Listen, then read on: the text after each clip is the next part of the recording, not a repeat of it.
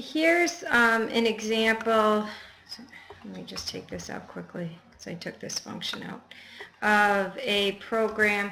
It just demonstrates the use of value returning functions. So here's the main program. There's 4 variables. The first thing that happens is it calls get value 1, which will come out here. It'll have the user enter a value, it'll return it back, and it'll be stored here.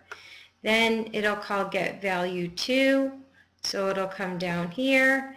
It'll ask the user to enter a value, and it'll return that value out, and it will store it right here.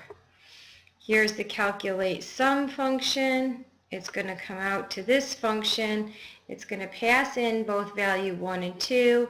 It's going to add them together and return them back out. And then it's going to call the calculate average function, where again it'll pass in value 1 and value 2. And here it'll add them together, divide by 2, and return the result back out and store it here in average. And finally there's a display function that'll send in value 1, value 2, sum, and average. Now notice the display function is a void function. It does not have any return statement inside of it because it's not returning anything back to main. See, no return statements. It's a void function.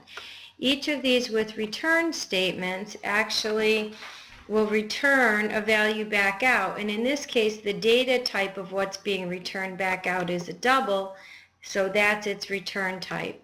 Here the data type of what's being returned back out is an int, so that's its return type.